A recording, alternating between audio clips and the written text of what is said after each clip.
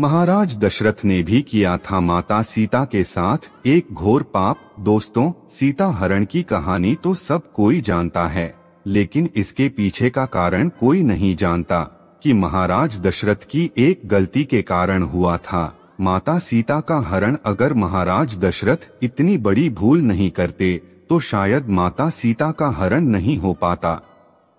जी हाँ दोस्तों, महाराज दशरथ ने एक बहुत ही बड़ी भूल कर दी थी, जिस भूल के कारण माता सीता को ये सब भोगना पड़ा। दोस्तों, महाराज दशरथ की वह कौन सी गलती थी जिसके कारण माता सीता को इतने सारे कष्ट झेलने पड़े? अगर आप भी जानना चाहते हैं तो वीडियो को अंत तक देखें। नमस्कार दोस्तों, आपका हमारे YouTube चैनल धर्म ज्ञान गंगा पर स्वागत है। दोस्तों, रामायण की कथा तो आप सभी ने सुनी या पढ़ी होगी, जिसने श्री राम और माता सीता के जीवन से जुड़े पहलुओं को दिखाया गया है।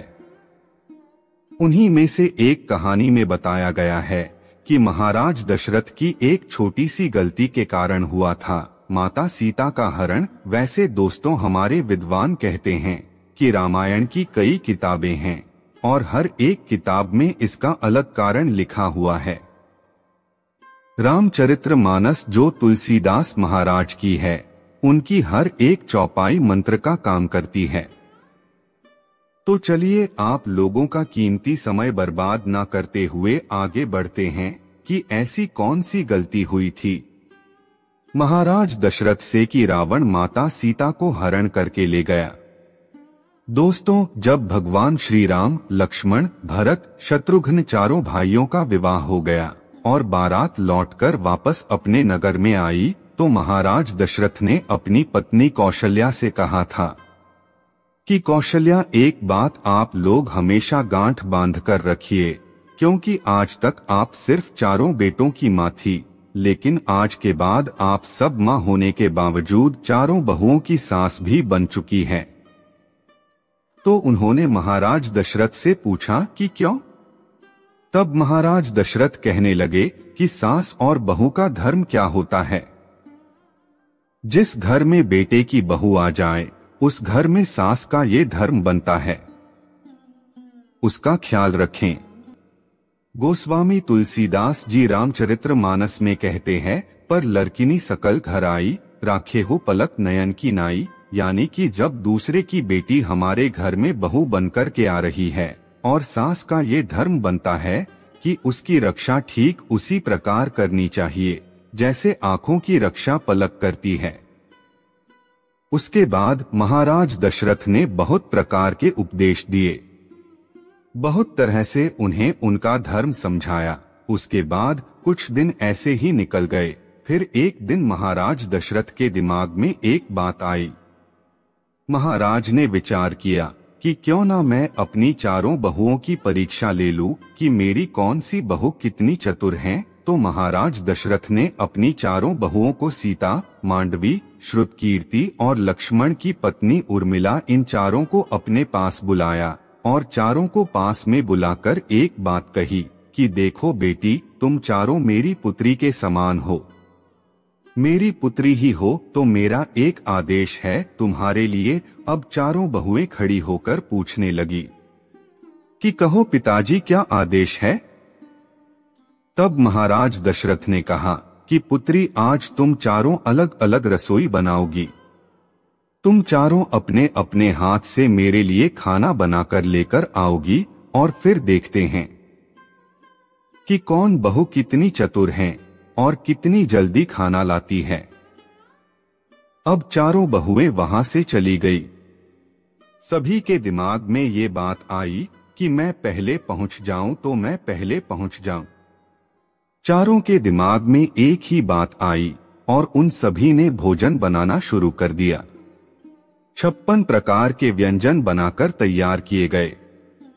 तो सबसे पहले भरत की पत्नी मांडवी खाना लेकर आई। उन्होंने बहुत अच्छे से थाली को सजा लिया।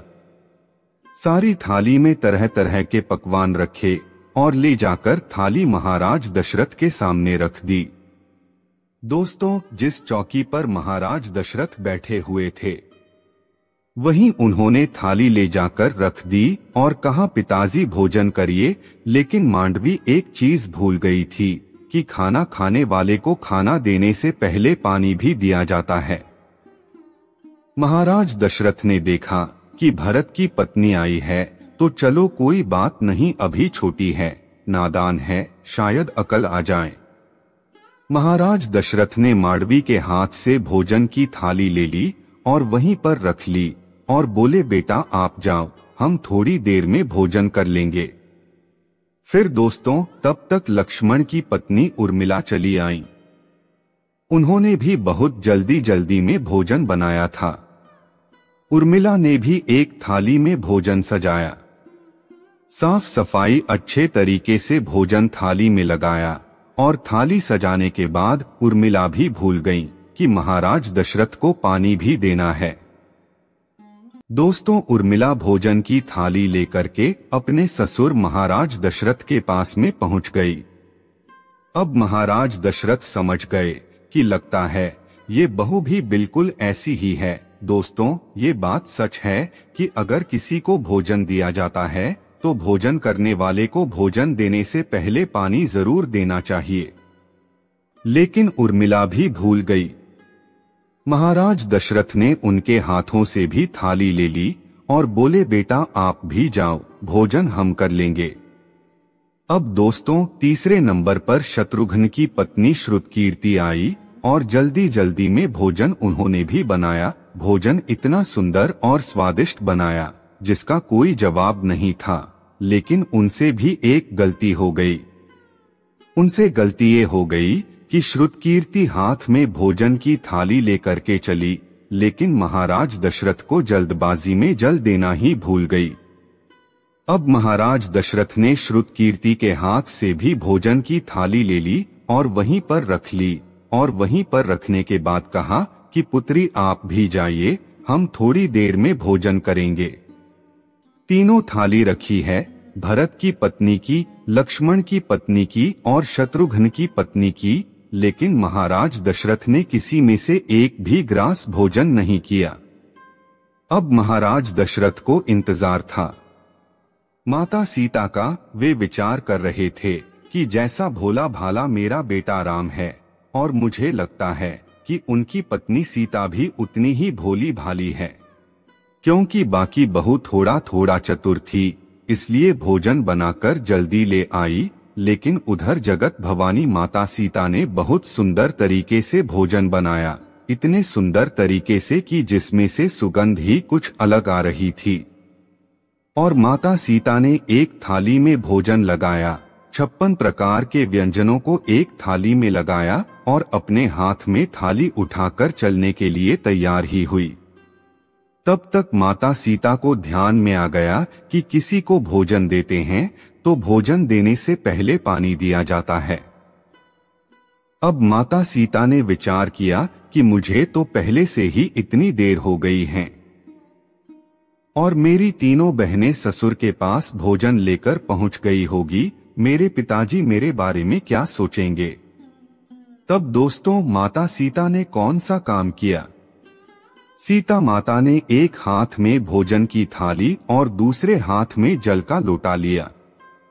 महाराज दशरथ बीच चौके पर बैठे हुए देख रहे हैं और रसोई से जैसे ही माता सीता एक हाथ में भोजन की थाली लेकर दूसरे हाथ में जल का लोटा लेकर रसोई की चौखट से जैसे ही एक पैर अंदर और एक पैर बाहर रखती है, तो महाराज दशरथ की नजर उन पर पड़ गई कि सीता तो आ गई, लेकिन मुझे लगता है कि वह थोड़ी देर में जरूर आई है। लेकिन मेरी बड़ी बहू बहुत ही चतुर हैं, वह एक हाथ में जल का लोटा एक हाथ में भोजन की थाली लेकर के आ रही है। तब दोस्तों क्या हुआ, सीता माता ने भी देख लिया कि पिताजी मुझे देख रहे हैं, पता नहीं क्या जवाब देंगे। ऐसे विचार सोचती हुई माता सीता चली आई। तब तक क्या हुआ दोस्तों, थोड़ा सा हवा का झोंका आया और हवा के साथ एक तिनका उड़ता हुआ आ रहा था। ऐसे में महाराज की निगाह सीता के ऊपर थी और सीता की निगाह उस तिनके के ऊपर। माता सीता तिनके को देखकर सोच रही है कि अब मैं क्या करूं। इतने में ही दोस्तों वो तिनका उड़कर खाने की थाली में गिर गया। दोस्तों कहते हैं कि होनी को कोई टाल नहीं सकता। अब माता सीता सोचने लगी कि अब मैं क्या करूं। अगर ये थाली पिताजी को दूंगी तो पिताजी कहेंगे कि ये कितनी पागल है, ये तिनका पता नहीं कहां से उड़कर आया है और भोजन अशुद्ध हो गया है। और अगर मैं वापस जाती हूँ तो पिताजी कहेंगे कि एक तो ये आई इतनी देर से और अब पता नहीं क्या भूल गई है कि दोबारा लेने गई है। और तीसरी बात कि मेरे हाथ दोनों घिरे हुए हैं, मेरे एक हाथ में तो थाली है और एक हाथ में जल का लोटा। अब इस तिनके को उठाऊं तो उठाओ कैसे। दोस्तों, माता सीता कोई साधारण स्त्री नहीं, माँ भवानी थी। भवानी मैया को ऐसी बातें सोचते सोचते क्रोध आ गया। इतना क्रोध आया कि जब माता सीता की दृष्टि उस तिनके पर पड़ी तो उसे राख बनाकर उड़ा दिया। दोस्तों, ये सब कुछ महाराज दशरथ ने अपनी आंखों से देख लिया। अब माता सीता ने उस तिनके को तो राख बनाकर उड़ा दिया। और दोस्तों, ये बात हकीकत है। पहले सभी की दृष्टि में इतना तेज होता था जैसे भगवान भोलेनाथ बाबा ने अपने तीसरे नेत्र की दृष्टि को कामदेव के ऊपर डाल दिया था तो कामदेव को जलाकर राख कर दिया था। इसी आंख की दृष्टि को गंधारी ने अपने बेटे दुर्योधन के ऊपर डाल दिया था तो दुर्योधन का संपूर्ण शरीर वज्र का कर दिया था। और इसी आंखों की दृष्टि को कपिल महात्मा ने सगर के 60,000 पुत्रों पर डाल दिया था। सगर के 60,000 पुत्रों को जलाकर के राख कर दिया था। अब दोस्तों, महाराज दशरथ ने अपनी आंखों से ये सब देख लिया। अब महाराज दशरथ के सामने माता सीता ने जाकर के जल का लोटा रखा और थाली हाथ में लेकर के पिताजी की तरफ की और बोली, पिताजी भोजन करो। महाराज दशरथ ने थाली हाथ में ले ली और थाली हाथ में लेकर थाली को रख दिया। तब महाराज दशरथ से माता सीता ने कहा, पिताजी कोई गलती हो गई है, मुझसे आप भोजन क्यों नहीं कर रहे हैं। तो महाराज दशरथ ने कहा, पुत्री सीता, मैं तेरे हाथ का भोजन नहीं करूंगा। तब माता सीता घबरा गई और बोली, पिताजी ऐसी कौन सी भूल हो गई मुझसे जो आप मेरे हाथ का भोजन नहीं करना चाहते। तब महाराज दशरथ ने कहा, पुत्री मैं तुम्हारे हाथ का भोजन नहीं कर सकता। माता सीता ने कहा, क्यों नहीं करेंगे पिताजी। तब महाराज दशरथ ने कहा, पुत्री मैं तुम्हारे हाथ का भोजन तब तक नहीं करूंगा जब तक तुम मुझे एक वचन नहीं दोगी। महाराज दशरथ की बात सुनकर के माता सीता ने विचार किया कि आखिर वो मेरे ससुर है, मेरे पिता के समान है, पता नहीं क्या मांगेंगे। माता सीता ने कहा, आप जो कहेंगे, जो वचन मुझसे मांगेंगे मैं दे दूंगी, लेकिन पहले अब भोजन कीजिए। महाराज दशरथ ने कहा, पुत्री तेरे हाथ का भोजन तो कर लूंगा, लेकिन मैं यह वचन लेना चाहता हूँ कि तू आज इसी समय मेरे सामने खड़े होकर ये एक प्रतिज्ञा कर। सीता माता ने पूछा, कौन सी प्रतिज्ञा।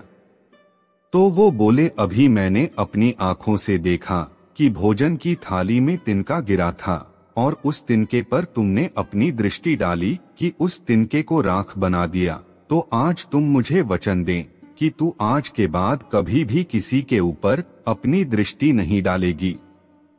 माता सीता उसी समय अपने ससुर महाराज को यह वचन देती है कि पिताजी आप चिंता ना करिए, अगर आप ऐसा ही सोचते हैं तो मैं ये वचन देती हूँ कि आज के बाद मैं कभी भी जीवन में किसी के ऊपर अपनी दृष्टि नहीं डालूंगी। अच्छा दोस्तों, अब सवाल आता है कि महाराज दशरथ ने वचन लिया ही क्यों।